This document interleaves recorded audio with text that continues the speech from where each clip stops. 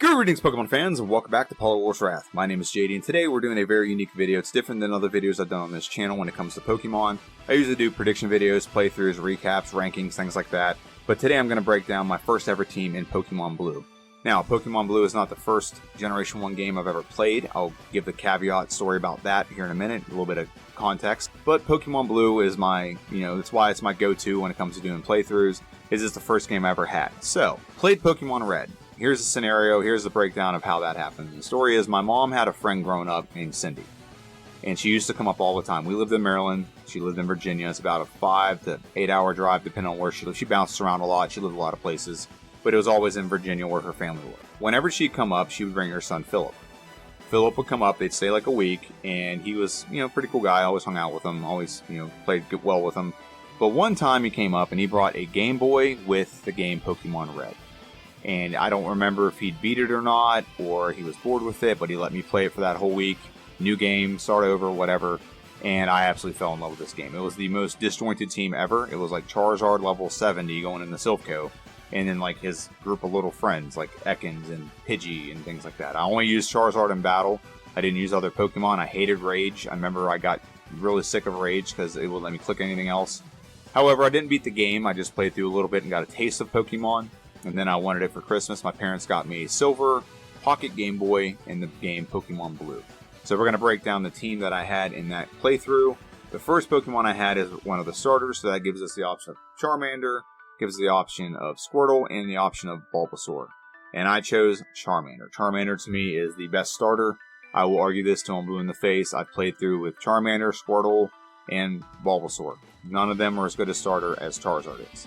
So you can argue with me if you want to. I will, we'll happily have that discussion. The Squirtle is the only one I'll actually kind of humor because there is ways that Squirtle can become very good and just as good as Charizard.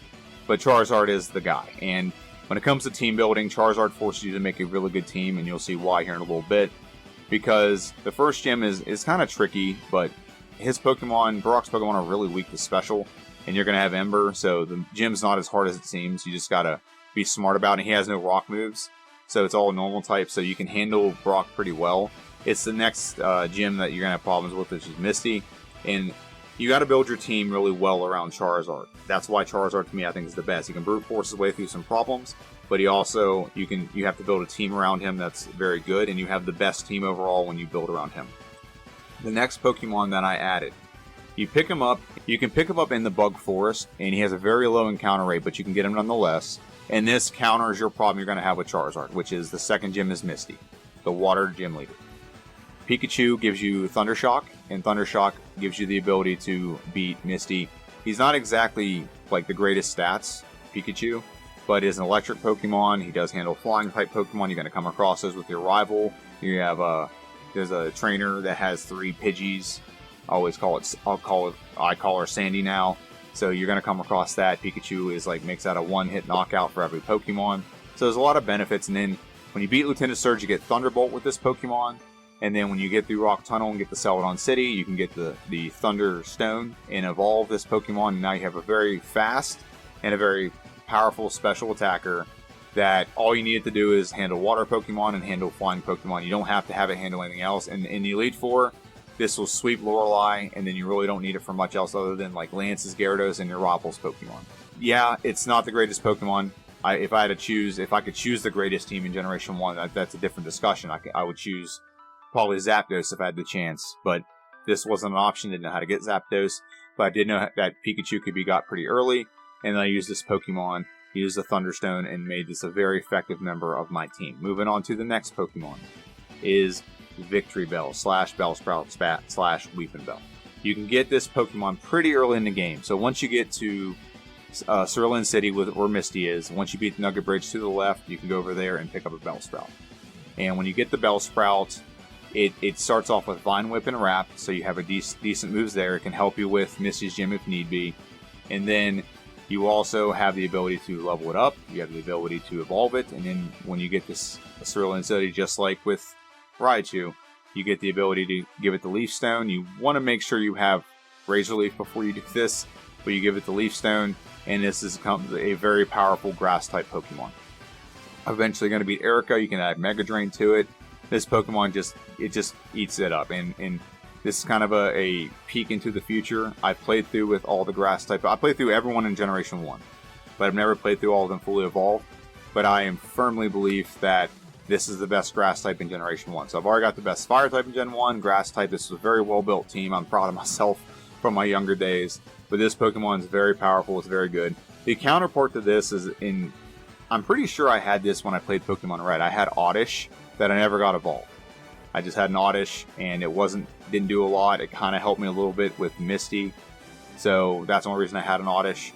But this is a far superior Pokemon line. It's the best grass type in Generation 1. Like I said, we will find out. Eventually we'll do the grass types, but this was a very pivotal member of my team. And then we added a member of my team that most people are going to be like, what? Why'd you pick this Pokemon? So this is Dugtrio. If you don't know this, in Generation 1, if you go into Diglett's tunnel right before you get into Lieutenant Surge, you can find a level 31 Dugtrio. And that's what I found. I found a level 31 Dugtrio, I caught it, and I used it to obliterate Lieutenant Surge. And it's just a very solid Pokemon. It does have some pretty garbage stats in some ways. It has a good attack stat, and it's good speed. And actually, its special is not horrible for Generation 1, it's like 70. But it has no defense, and it has very little hit points. So it's not a Pokemon that you're going to sit there and tank hits and just, go back and forth with somebody. It goes in, it hits that dig, knocks out one hit, or it goes in and hits Earthquake, or it hits Rock Slide if Raichu is knocked out, or whatever. So that's what this Pokemon's for. It was one of my favorite Pokemons in Generation 1, because it just felt very overpowered so early, because of where you get it. But in hindsight, I see now that the reason why is just because it was over-leveled. But it was a very big staple of my team. I really enjoyed using this Pokemon. Dig is 100 base power. It's 150. As soon as you get this Pokemon, it's a powerful move to have that early. Then you get Earthquake, and you can avoid the 2 turns, and it just becomes a very, not overpowered, but very powerful Pokemon. It's overpowered when you get it, but it ends up catching up and being paced well with the game. And this is just a very pivotal member of my team that I enjoyed using. The next Pokemon that I used, I don't like using Pokemon that can't fully evolve. So what do I mean by that? I don't like using in a playthrough Haunter, Kadabra, Graveler, Machoke. All those Pokemon require you trading it to another game to evolve. So I didn't like doing that because very rural area where I lived, there wasn't a lot of people to play with. We couldn't play with them at school, so trading them at school was against the rules. There was big rules about Pokemon at school whenever I was in elementary school, so that wasn't an option. So the only other options that we had was you had to play with what you got.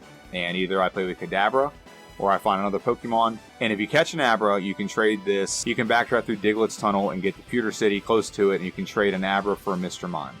So there's a couple advantages that comes with this. One, it's fully evolved. It doesn't evolve in Generation 1, so you don't have to worry about that. 2, it's very powerful. It's a very powerful Pokemon. It's got solid stats across the board. Especially its its special stats, and its speed was pretty good. And you can immediately teach it. It learns Confusion pretty quick. It learns Psychic right away.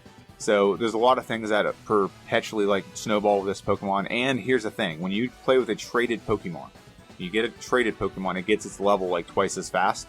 It gets double XP. So you can get this Pokemon really quickly acclimated with the rest of your team very fast. And it's just a solid Pokemon all around. Like I said, it's got decent speed, it's got good special, and I really enjoyed using this Pokemon. I actually can't wait to do the actual playthrough of the Psychic types where I use this Pokemon.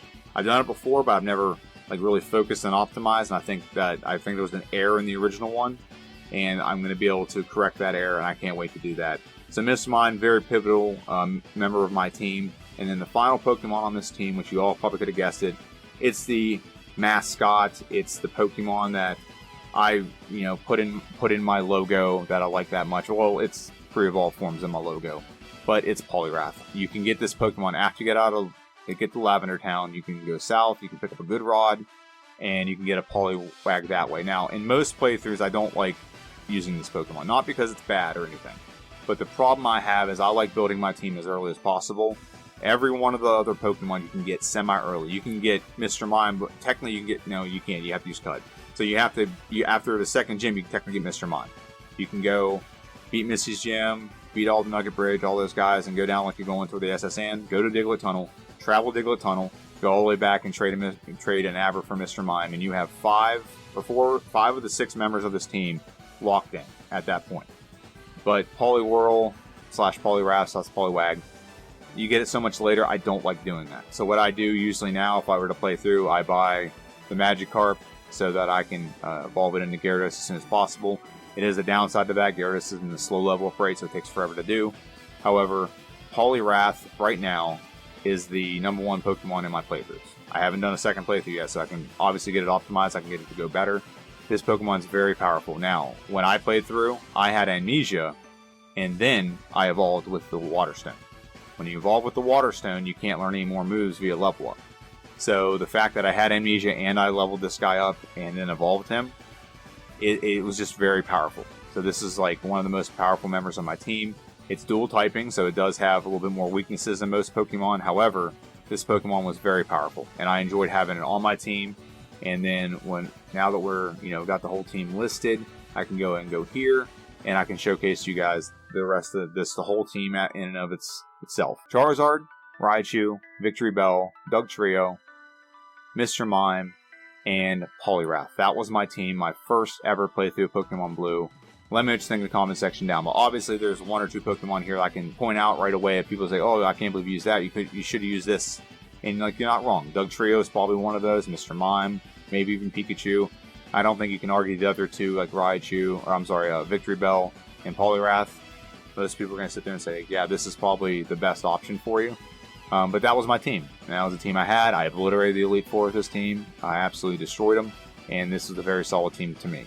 But let me know, what was your first team in Generation 1, Pokemon Blue or Red, whichever one you played, or Pokemon Red or Yellow? I did get Pokemon Yellow eventually, a couple years later, and I played through, and you probably guessed like 4 of the Pokemon that I have on the team. It's the game where you get the opportunity to play through with your favorite starters, all of them, and then Pikachu, so that's a part of it. But this is my team in Generation 1, so let me know what you think. Today is Wednesday, this is when you're watching this, and Friday I will have a playthrough of Pokemon Blue using Dugong. We are starting the ice types, and Dugong acts as a pretty surprising time. You guys might be surprised, maybe you won't, but I have a couple other playthroughs, so next week I'm going to do a video on Wednesday.